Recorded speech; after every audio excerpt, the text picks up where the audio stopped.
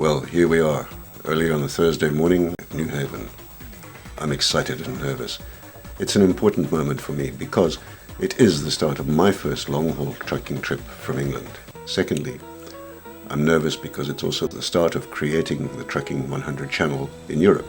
I know what the series should be like, and I know why it's being made, but at this point I've really got no idea how it's going to turn out. I'm riding with Nick Simmons of Burnt Oak Haulage on a multi-drop and pickup trip across France and back to England. And we're doing it in a 21-year-old veteran Volvo, which is still going strong. You'll hear Nick's story just now. And in fact, the interview with Nick, which starts after this, was recorded 3 nights after the start of the off day. But the voiceover is run over the footage shot during the trip. Okay? So here we go. Nick, over to you. All set up in 1989 due to working for somebody else that clear off and leave you to run their company while they swan around the world having fun. So after a little while of this, I was pissed off basically and decided to go my own way, so any grief that I got was my own making. Hence buying a truck and sitting on my backside at home for quite a few months, not doing a great deal until we got going, and then it's just gradually gone on from there. The name came from the tiny hamlet that I managed to get an operating centre in when I first started. In Burnt Oak, which is a tiny little place in Sussex with about 10 houses.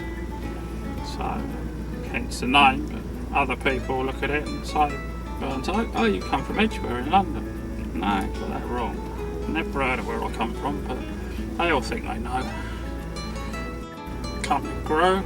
We did a lot of timber frame buildings all over, built it up, but then things change as they do, and it's a lot easier now for me living where I do, going back to being on my Todd. So I mean, week by week I suppose, normally home at the weekend, which is in France, so nice restful hopefully weekend. Monday, whatever's on the back, which could be anything from somebody's favourite car to farm machinery, plant, diggers, you name it. If it's possible to load it, it can be moved. Deliver that to wherever in France. Generally then backloads back to England, more often than not timber out of sawmills or oak framework made up in France for sale in the UK, or farm machinery plant. Keeps me going, keeps me out of trouble. Never 2 loads the same really, although you could say timber's timber, but they never go to the same place. They're always different amounts. Yeah, regular customers, but it's always a different place for them, so it's never boring. Well, over the years from being a kid, there's no way I was academic at school to a point that I wanted to sit in an office all my life, so I've always driven stuff from 10 years old, been stuck on a tractor when I was a kid at home on the farm. Left school, drove tractors, drove plant, machinery, then the lorries came along, and now it's a great way of life. You see parts of, especially parts of France, that you would never ever see normally. You could go to the last farm on a road that no one's ever seen a truck down there, and you pick up some old tractor that's sort of 50 years old and farmers bought it brand new and whole families there to say goodbye to it, and it's just totally different. It's places and things you wouldn't see in any other way of life. You couldn't imagine doing it. You know, you did something else. You go on holiday, you go to all the nice places, you go to Saint-Tropez, you go anywhere like that, but it's not real day-to-day living as you see it doing this job. I mean, yeah, it's a nice way of life, I suppose, in a lot of ways. So I am pretty much satisfied with my own company. So yeah, working on my own is good for me. It's nice to work with somebody occasionally, but I'd rather be on my own most of the time. You don't have to please anybody. I suppose I'm fortunate now doing this because I do it when I want to do it. It's very rare that jobs have to be there at a certain time. They know what day the stuff's coming, but I don't ever give them, say, 6 o'clock in the morning you're going to get a delivery, because it's pointless. So many things can interrupt. A typical day, you only need an accident on a road and you're held up.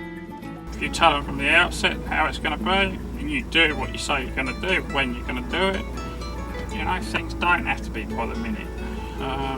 Life seems to work a lot better for everybody that way.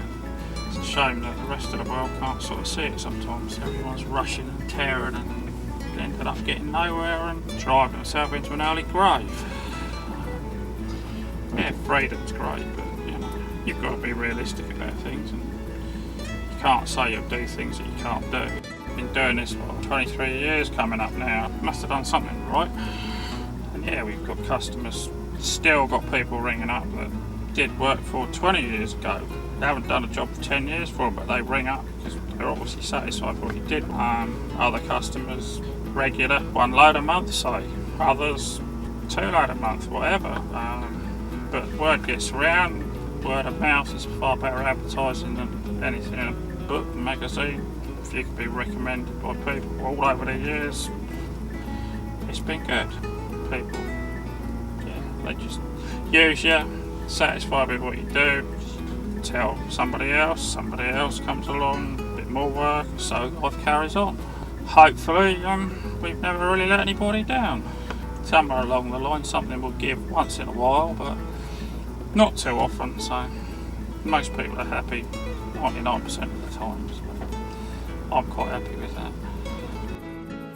Well, I mean, yeah, this truck's been exceptional to me. I mean, it's served me a living for the last 16 years, this one. All came about by a bit of an accident, really. I bought a Mercedes when I started, which did me really well, until I snapped in half, literally. But then rushed out, bought a Volvo, because I had to have a truck, and that was what was available in the time I had to get me back on the road, which turned out to be an exceptional motor. So hence, when time came, another Volvo was bought. Quite honestly, I don't think you can better it. Alright, today's standards, everybody wants to drive flash new trucks that got all the toys in them and do all this, do all that. But this one's good old standard, no electronics, works well, does the same job as a new one. Until it doesn't, then it will carry on. Can't see the point in changing just for the sake of changing to say I drive a fancy new lorry.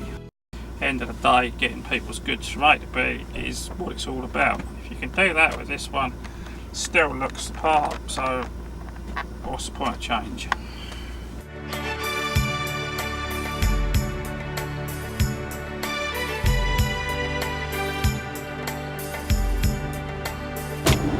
There we go, yeah.